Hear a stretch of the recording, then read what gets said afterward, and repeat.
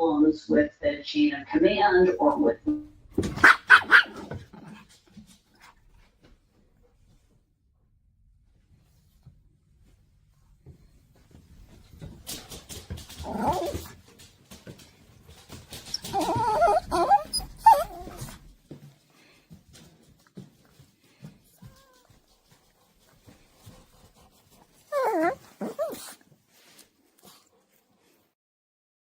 provide channels for you to voice your opinion to. Good evening, everybody. It is Sunday. Hope everyone is doing well tonight. Let's kick this off a little bit with a little bit of thinking about what it is that we are struggling for here. And to me, that is that green grass of home. Hope you guys can understand. That's my green grass. Hallelujah.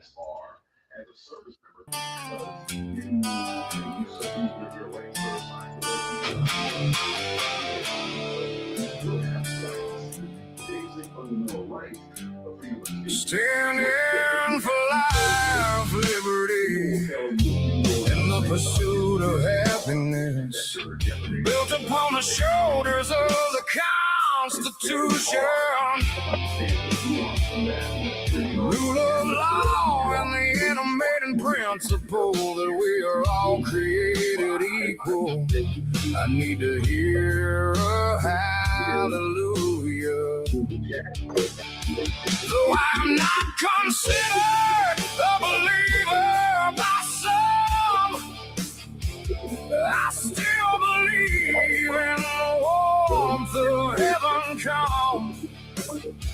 I need the rapture I feel when my feet touch the green grass of home. Then I know I have reached the valley of kingdom come. And when I reach that valley, I need to see you there. Because we don't need a kingdom, we only need freedom.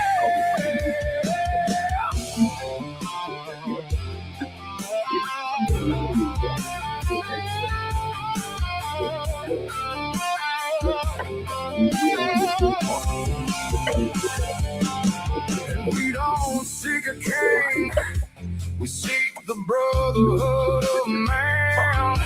And we won't fight for bondage, as we need no king or woman. We will stand undivided, because we will raise the fallen. Now I need to hear a hallelujah as we tear down the wall.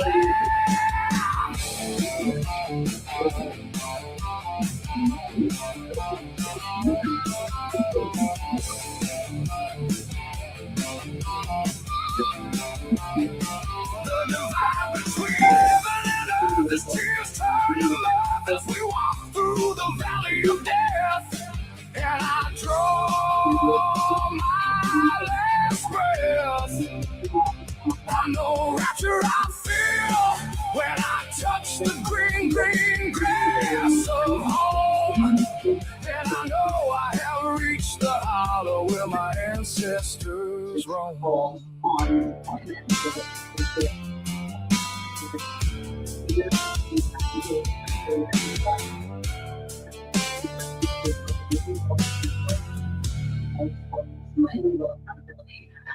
For people who are enlisted and on those. All right, y'all. So it is once again, this whole period of listening to what's been happening with our naval diplomacy, our war that's not a war. It's brought back a lot of stuff for me. So my first combat deployment, it was on a fast frigate, guided missile fast frigate. And of course, when I went out to that war, I was only barely 19 years old.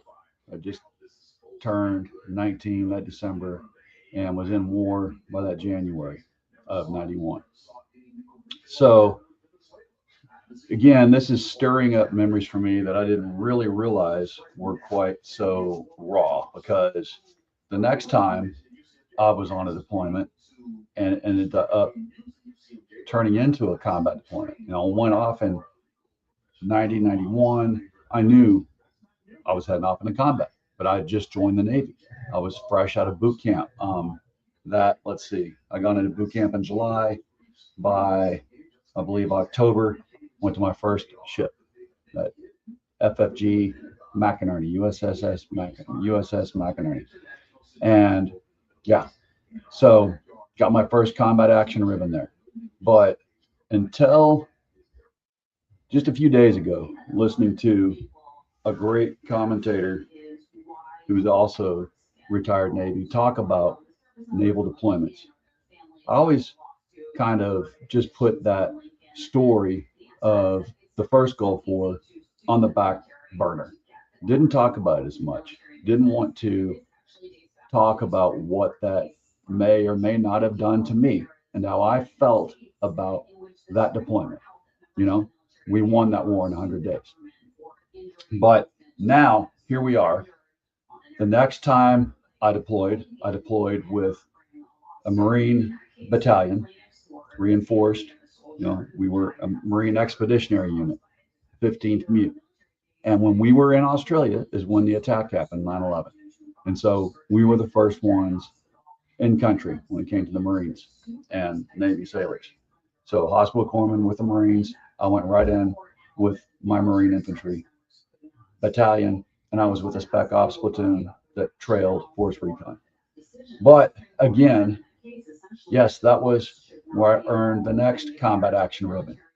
But every time I think back to deployments that were say, not with the Marines on ships and then on land, but just sailors packed on a ship, months on end, months and months and months on end.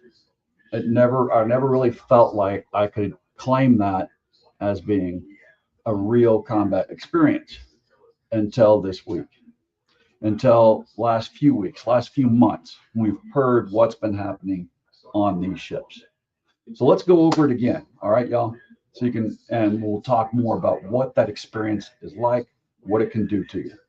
So, all right, 4 days without power, no water, no toilets, no air conditioning, 300 sailors dead in the water in the South China Sea. And the Navy sat on that story for 3 weeks before anybody outside the fleet heard about it. Of course, the fleet knew all about it. 260 days at sea on the USS Abraham Lincoln, longest continuous carrier deployment in modern American history, and a sailor went into the Arabian Sea trying to end his own life. Now, and on the USS Boxer, women are rationing tampons and asking their families to mail them more because nobody's resupplying the USS Boxer. That is an amphibious ship, meaning it carries Marines. So it's Marines and sailors on that ship, ready to deploy in a moment's notice if the president decides that we're going into Iran. They're the ones that are out there floating around just waiting. I guarantee you they've been out there as long as the carrier also. So Congress asked Pete Hegseth for answers in writing 2 weeks ago. He hasn't given them. Welcome to the Hillbilly Think Tank with Spencer Keck. I am the educated hillbilly. And no, that's not an oxymoron. Don't call me a moron. There have been educated, erudite, and emancipated hillbillies in Kentucky ever since my kith and kin came through that Cumberland Gap with Daniel Boone and the other long hunters on their quest to find life, liberty, and the pursuit of happiness here. And with grit and determination, that's what they established. And they've left it for every generation after to pick up that mantle after them, to have that grit, to have that determination, and be sure that they're determined and they pass on the determination to their kids that they're not going to give up their liberty and their pursuit of happiness for a life without these three principles. All right. So I'm Spencer Keck, retired Navy doc, combat veteran, current public school teacher, and a candidate for magistrate on the Hardin County Fiscal Court, District 3, here in Hardin County, Kentucky. And I'll tell you up front, this one is close to home for me because I spent 24 years in this Navy. I know what it means when a ship goes dark. And I know what it means when a shipmate goes over the side. I also know what it means when no one's listening to you, because they don't have to listen to the military complain. Right? Supreme Court back in the 50s decided that military cannot sue when they are mistreated, grossly mistreated. They cannot sue the U.S. government. Their families can't either, if you didn't know that. All right, segment 1, 3 ships, just 1 summer. Now, y'all, we think about, again, these ships. I want you to remember, it's close to my heart. Not only did I give a whole career, I was a lifer, as they call us, but got family members that gave careers to the military. And my family, we've got Army, we've got Navy, and we've got Marine Corps, all represented between my father, my brothers, and myself. That's just that generation. I'm going back. You can go back every generation, every single war this country has fought. My family has been in it. And so, you know, it means something to us.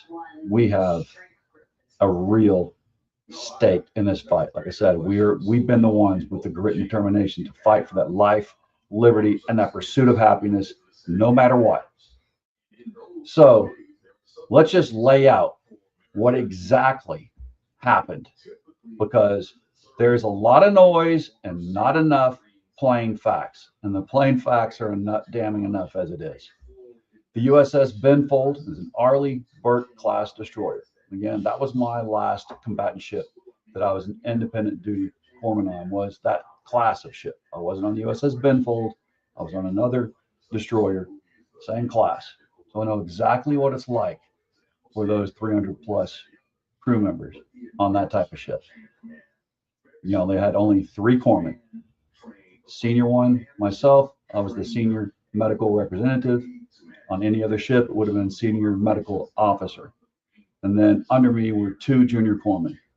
We had to do everything when it came to, if you imagine all the medical care, including inspection of the kitchen and the food resources, inspecting the food as it came on the ship, inspecting the water in every single area of the ship to make sure it was being purified properly and not going to make anybody sick, inspecting the furthest depths of the ship down the hot engineering spaces to make sure that the engineers weren't getting too hot and having to work too long in places that would kill them if they stayed there too long in the heat. That's in addition to making sure everyone had their immunizations, and then we gave them, to me treating people for anything from, I don't know what, I found in the Navy as an independent corpsman, I diagnosed diabetes. I diagnosed, of course, sexually transmitted diseases. I found, people were pregnant on board and we had to get them off the ship. Treated all kinds of injuries. You can name it. I also had to be involved in every single training scenario on the ship. Insert first aid training into every drill that we did and train the whole crew on first aid. Well, go on and on and on, but destroyers are no joke. They are long hours at work for every single person on it. When you're deployed at sea, you're 7 days a week working. No days off. There's no weekends. There's no 5-day work week. No. There's no 8-hour work day. That's not the way it works in the Navy. You deploy, you're lucky if you get 4 hours of sleep. And engineers often operate on running 32 to 36 hours without getting any sleep down in the engine rooms. That's what we're talking about. Everybody thinks that this is just, something easy. No. Imagine, head down to your basement, spend 9 months down there. Don't walk outside past your door. And most of the time, you won't even have time to do that. Turn off the lights, and turn off your air conditioning at times too. But also think about, oh, you're down there working your basement. That's the only place you can move to. You can move over briefly to the kitchen, but you're going to be crowded. When you eat, you're going to have someone else at your elbows. When you go to the head, that's the name for the restroom, to the Navy Marine Corps, you're going to have 30 people in there showering with you, butt naked. And you're hoping that the water's hot. You're hoping that's not out. You only get 2 minutes to shower if you get that time at all. So that is your life. And in your basement, you've got 2 jet engines or more, depending on which kind of ship you're on. You're having to maintain them at all times. And that's going to heat up your bedroom. That's going to make noise at all times. You're going to do that months straight. So that's what it's like to live on a ship. That's what it's like to be on a destroyer. So let's go back. USS Benfold, Arleigh Burke, class destroyer, South China Sea. July 24th, a generator casualty on that ship knocks out all of its power, y'all. 4 full days. No propulsion, no drinking water, no working toilets, no galley. That means galley is what we call the kitchen in the Navy and Marine Corps. No air conditioning on the ship all that time. And the heat of the South China Sea. So once that hot water on the ocean heats up the hull of the ship, it's not cooling it off because the water's making it hot and the outside's hot. And your engine, was running. It didn't lose all that heat didn't just go away on its own from the engine room. So while Chinese forces are watching a dead in the water American warship, a sister ship had to send over meals. Tugboats had to tow her to Subic Bay in the Philippines. The Navy didn't disclose it publicly. U.S. NI News broke the story on August 14th, 3 weeks after the fact.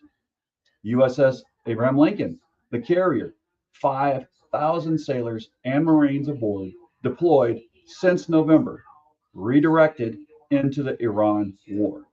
Now past 260 days at sea, with over 200 of those consecutive.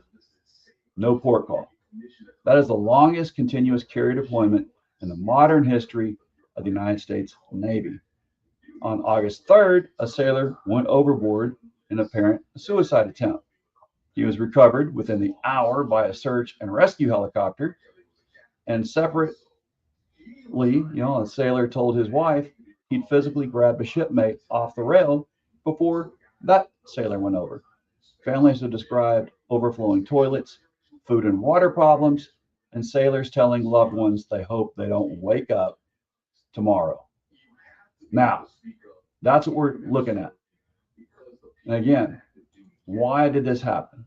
That's what we really have to think about. There is a dereliction of duty that no one's talking about. I can't say no one. There's people that are, me included being one of them, but you're not getting this on most of the regular news networks. Now, and there's a reason that those supply problems happened. Reporting that is out this week says the Navy's main resupply base for the Persian Gulf, Naval Support Activity Bahrain, was hit by Iranian strikes between February and June. Bad enough that the Navy had to shift supply operations to a United Kingdom base on Diego Garcia, 2,200 miles away. That's according to MS Now's national security reporting. The Pentagon's response was to call it crazy lies. And I'll say it plainly, y'all. I can't independently verify that claim from here, and the Pentagon disputes it. But, if it walks like a duck, talks like a duck, must be a duck. So it means the Lincoln's food and water problems weren't mismanagement in a vacuum. They were the predictable result of a resupply base getting knocked out, and nobody told the American people that's what happened. Now, how do we know that's what happened? Because, the Pentagon tried to block all the satellite images, but there are other satellites besides one the Pentagon has, and they can't be blocked. And they have identified that those bases were destroyed, those supply lines in Bahrain, and every single other base we have in the Middle East was wiped out by Iran. You know what? What we also know, once Iran figured out they've been successful, they tried to launch, and they did launch 2 missiles at Diego Garcia. So they knew what was up. Luckily, we were able to intercept those 2 missiles, but it was close. So they knew that they had been successful in hitting our supply lines. They knew what that was doing to our ships and with our sailors and Marines on them. And do we have any truth coming from our leadership in DC and the Pentagon and the White House? That's what we're here to talk about tonight. So the USS Boxer, amphibious assault ship, Middle East, at sea since March, with almost no port calls either. Now, got to let you know, if you don't know this, ships like the Boxer, ships like the Lincoln, those very large ships, they don't go anywhere without a whole flotilla of smaller vessels with them.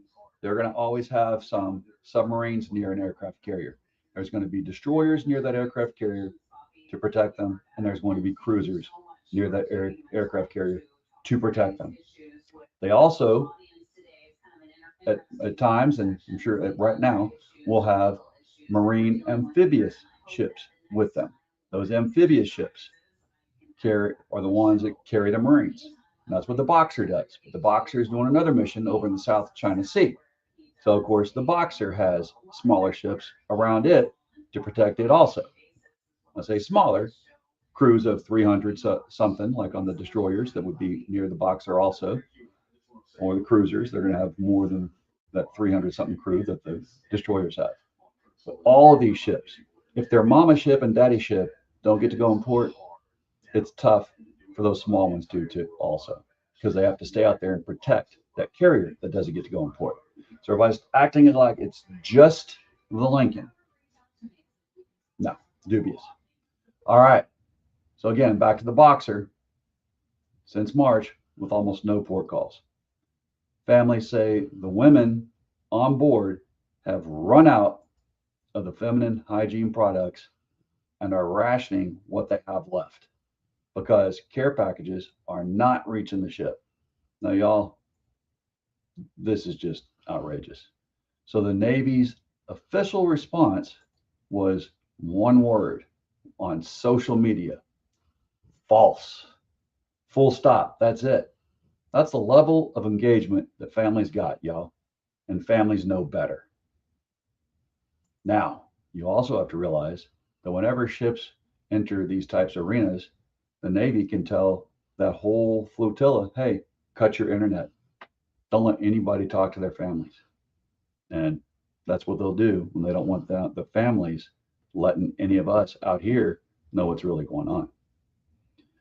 So let's bring it to Hardin County. How does our story relate? Well, Hardin County has sent sons and daughters into that fleet for generations upon generations. Some families right here in District 3 have someone deployed on a ship just like these 3 right now. Guarantee you. This isn't a headline to them. It's a phone call that they're afraid to miss every single day. It's an email that they're constantly checking. Because, on those ships, you don't just get to make a phone call anytime you want either. You don't have cell phone reception out there where they're at. And the ship's phones, again, will be cut off when they're at what we call River City, meaning no outside communication going in or going out from the ship's crew. So, thinking about that, this county and this state send a lot of folks to the military per capita, but this county especially. We have a long history of folks being proud to serve right from here. So now, let's go to segment 2, because Congress asked Whiskey Pete Hegseth ducked. Now, here's the part that made me want to record this episode, because I've seen the criticism out there that Congress is sitting on its hands. Well, that's not what happened, and they deserve credit for what they actually did this time around. Could they have done more? Absolutely. But here is what they did. On August 15th, all 13 Democrats on the Senate Armed Services Committee, plus the top Democrats on the Appropriations Committee and its Defense Subcommittee, sent Whiskey Pete Kegsbreath a formal letter. They demanded a timeline for the USS Lincoln crew's return. They demanded to know what mental health, medical, and chaplain resources are actually aboard that ship. They asked point blank whether there have been suicides or suicide attempts during this deployment. And like I said, there are some outlets that have reported there have actually been successful suicides on this deployment. We need an answer. Well, they formally requested a bipartisan congressional delegation be allowed to go aboard and see it for themselves. Now, why they have to ask their Congress, I'd like to know. House Democrats sent a separate letter the same week to the acting Navy Secretary. Now, y'all, we've got to sit with this for a bit, because I have been dissatisfied with congressional oversight. Now they're doing this. They're saying, let us out to that ship. Let us out to these ships. Let us see what's going on. They sent a formal letter with that request to the SecDef. And what do we get? Radio silence. So the ask has already been made in writing by name, and Hegseth's public answer while he was traveling in Panama, or a little trip he took down there to talk crap and to pretend like he was doing jungle warfare training. Well, his official answer was that the reporters were completely, the reports that is, were completely misrepresented. That they're reporting stuff that's not true. Well, sorry, that's not untrue. It's true. Very true. So President, I don't know what to call this guy anymore. I don't have the respect to call him President Trump. This is, just bone spurs to me. Oh, Captain Bone Spurs' answer was that the ship hadn't been deployed nearly long enough. That's not an answer to a congressional oversight letter. That is a dodge. That is a dodge, and that is a dereliction of duty. And I'll give credit where credit is due. This isn't only a Democrat concern. Republican Congressman Don Bacon went on national television and said plainly that Congress should have oversight here.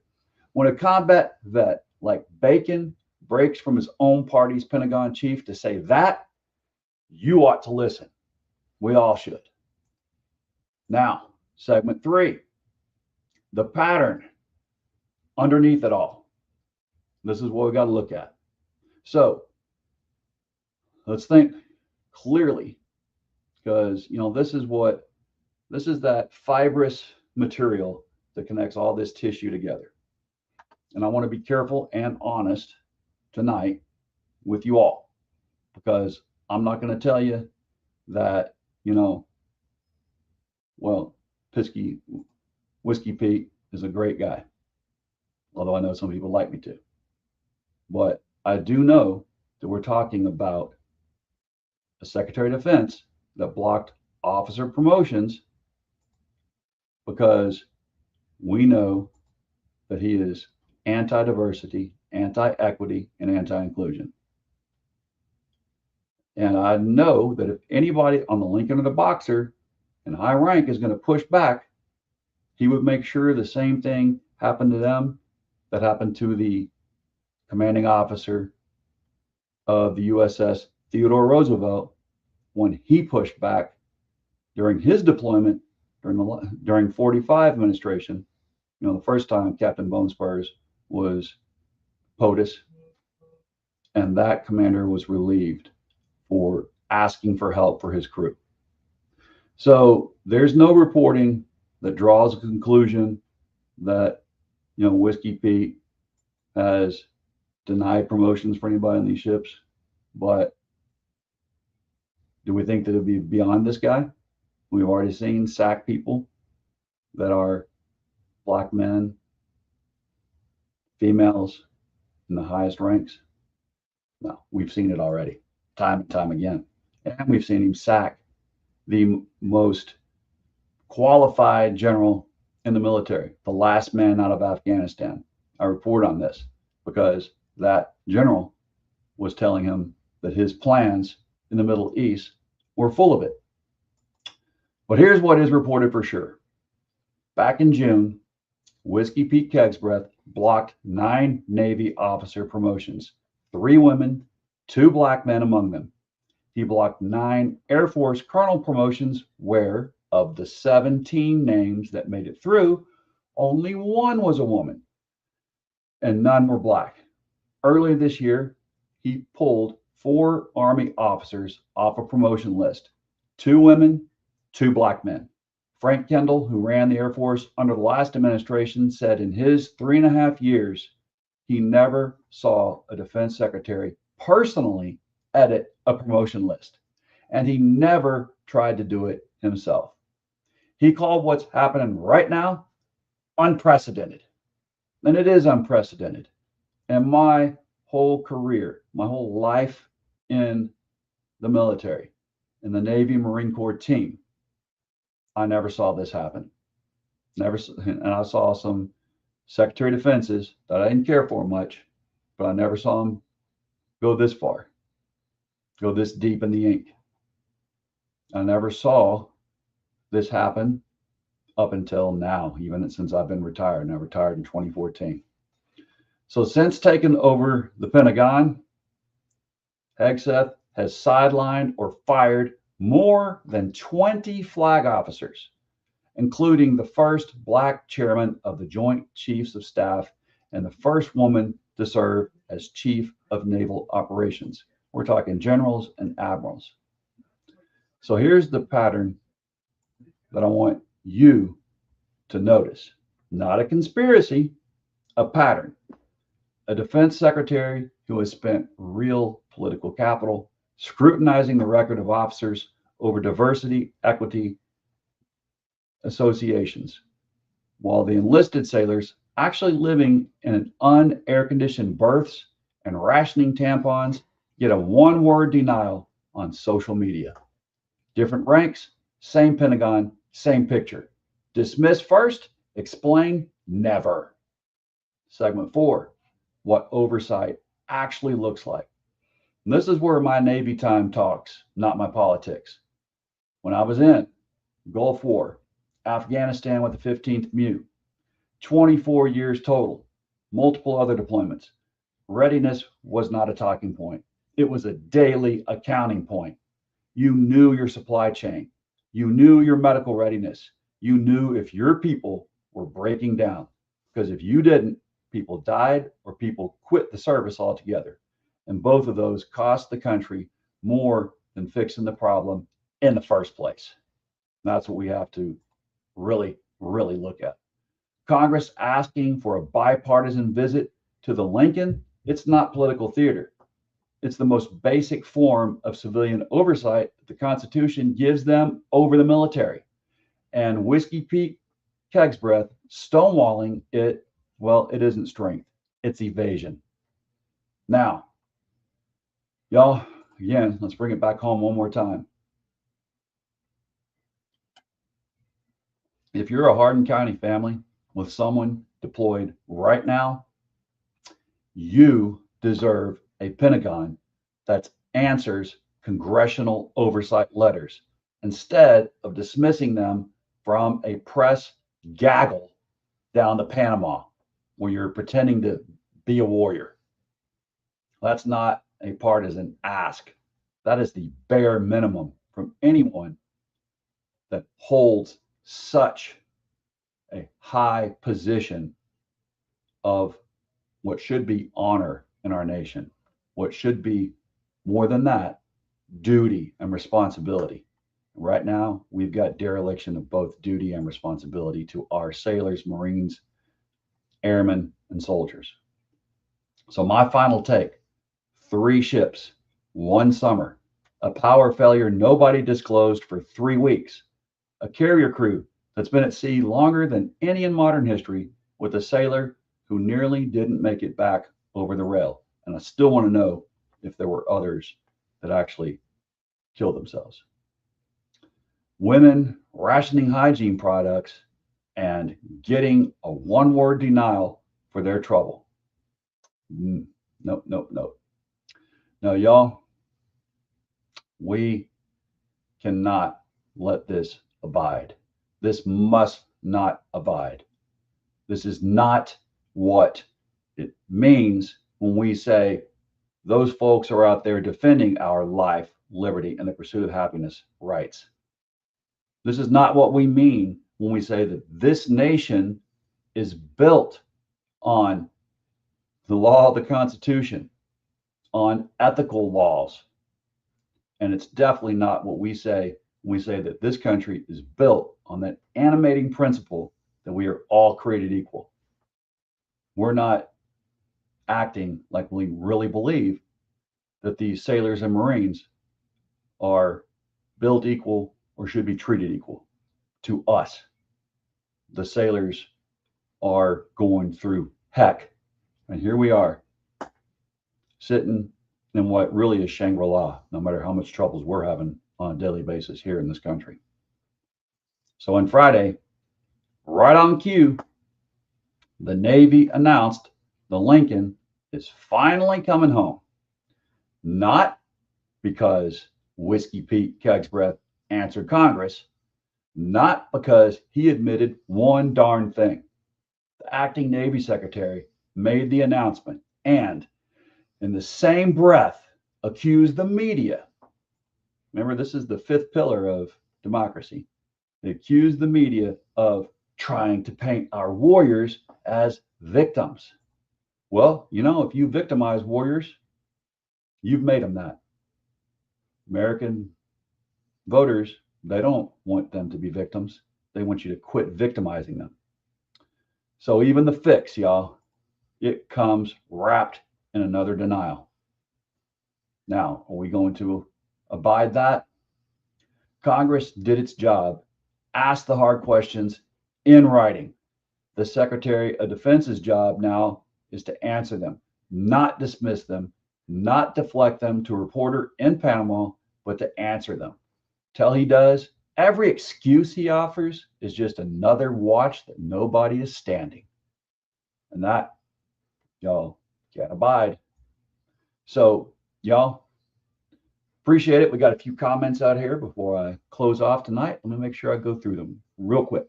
Hopefully, Angry Voter is still on here. Are we tired of this MAGA nightmare yet? Oh, yes, I am. And you asked what's clipped onto the front of my cap. Looks rad. Yep, this is from OAF Nation. Great veteran-owned business. They make these patches you can take on and off with Velcro there. Got it on my Notch hat here, Notch brand hat.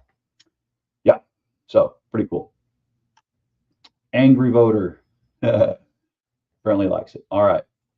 So, like I said, I am so tired of this nightmare. Angry Voter again looks like he agreed. Angry Motor says, warm up the M1A1 Abrams already. Tom said, ditto. Angry Voter USA 28, Old Salt. Awesome. Tom says, I learned early in life that it was not a good fit for military service. I have nothing but respect for those who have done, even read the words of Smedley Butler, one of my heroes, that is, Tom. And that the Idjit regime has allowed the Navy to have such poor support just blows my mind.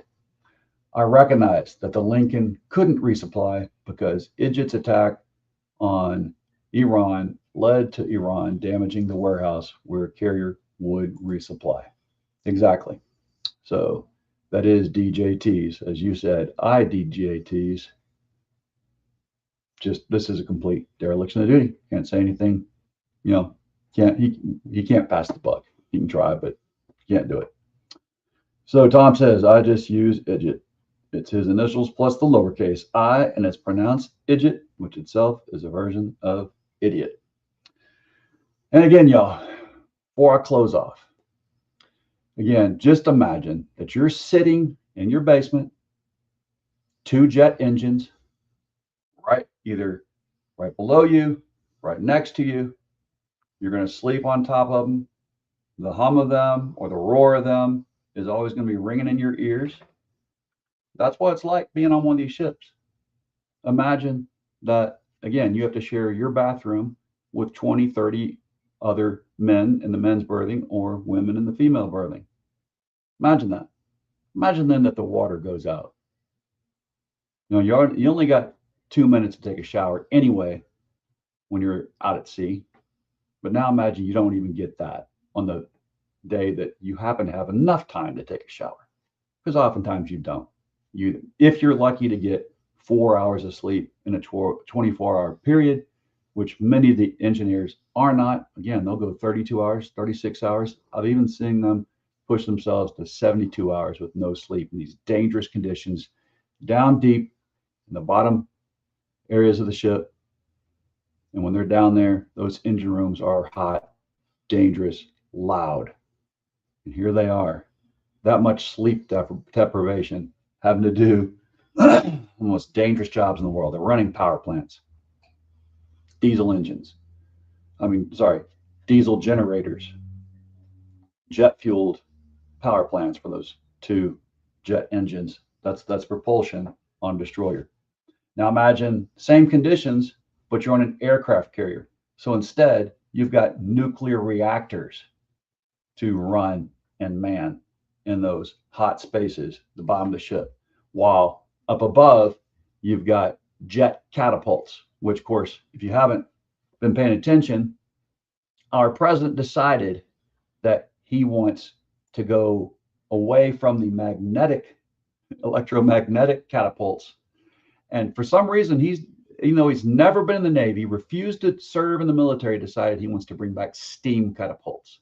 Steam catapults, now that high pressure, extremely hot steam.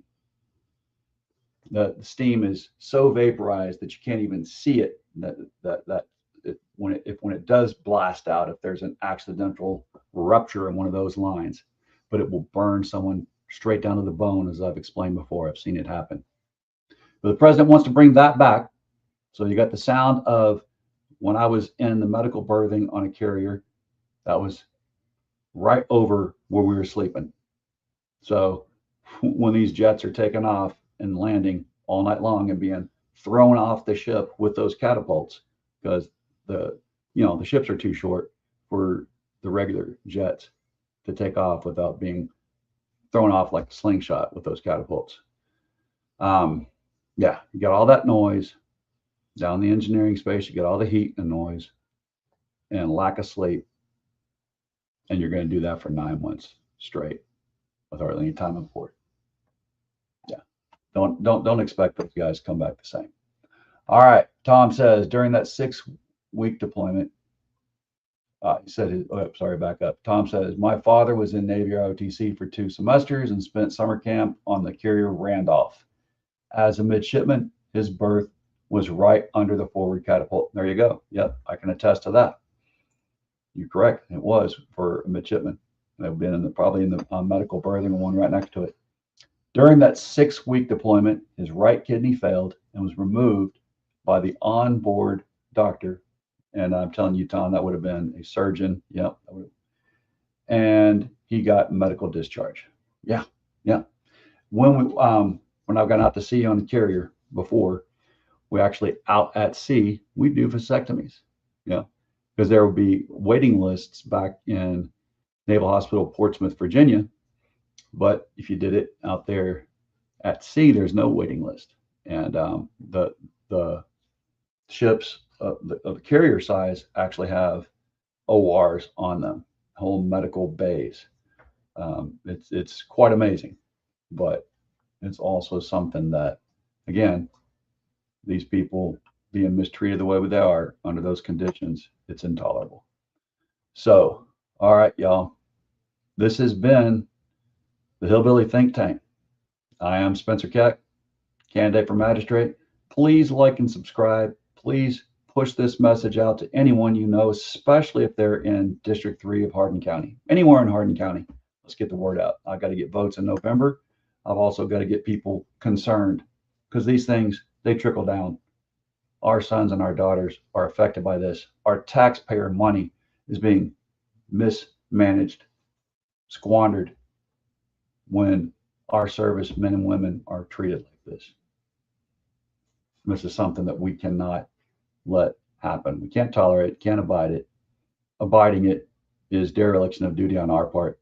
It becomes November and we still put people like this back in office, then it's dereliction of duty of us, the American voting citizen. That's what we've got to realize. Up and down our ballot, we've got to look careful. Don't just let them give lip service. What do they actually do right now? When you're considering re-electing anybody in this Congress, if they weren't on that letter to Hegseth, they weren't pushing back right now, you need to boot them the crap out of there. Because this is an absolute dereliction of duty. And voters that put up with this anymore, they're facilitators. And we got to quit being facilitators of abuse of our U.S. military. They go through too much for too long with, saying thanks to them when they come home. Yeah. Don't say thanks if you continue to vote for people that don't push back. Don't bother thanking us if you know that your vote voted for this or didn't vote against it after that you've seen what's happened, after you've listened to my reporting. If you're going to scoff and say, oh, I'm going to keep on voting for the same people because they got a certain letter by their name that you like, yeah, don't forget these tariffs. We'll talk more tomorrow. When we come up tomorrow, it's going to be about the trade war that we just started again, went deeper on with Canada. If you hadn't heard, we put 50% tariffs on now because President Carney of Canada, he's had it. He's had it with the bullying. And, our farmers,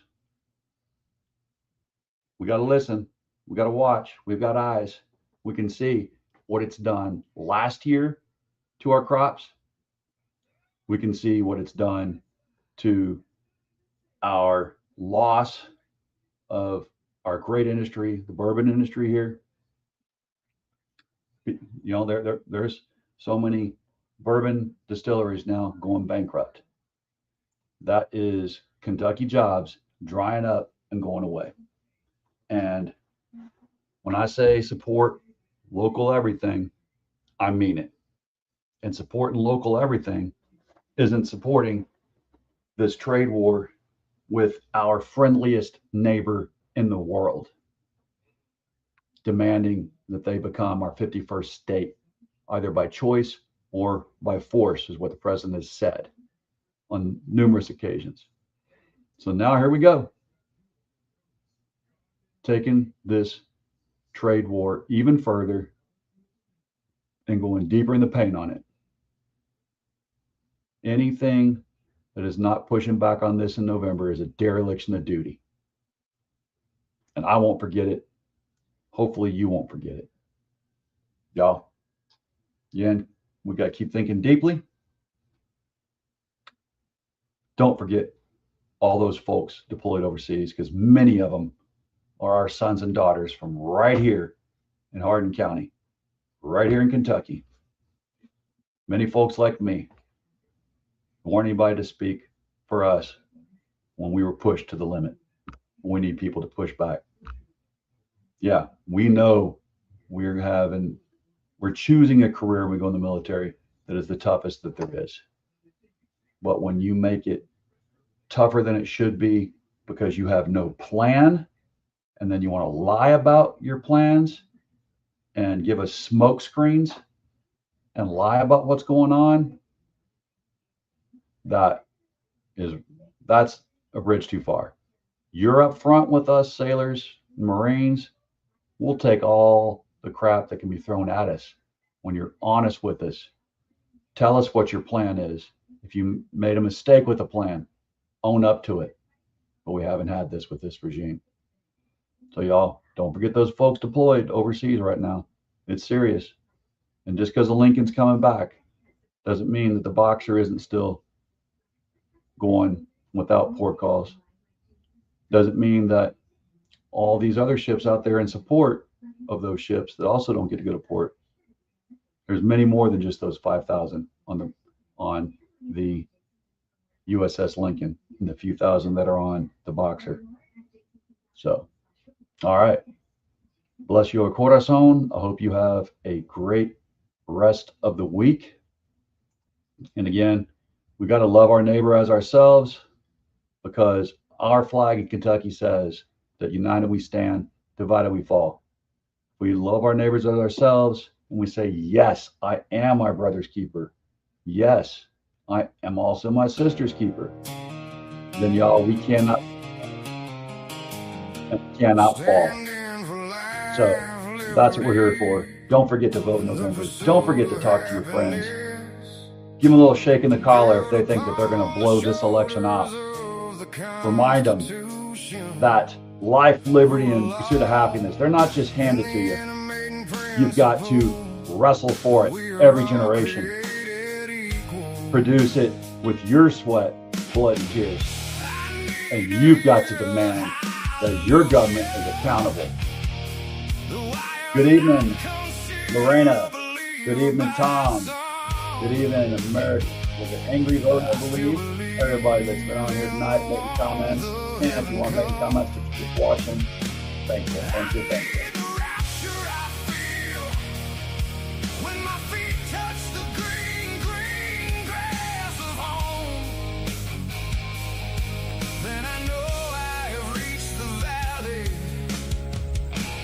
Kingdom come.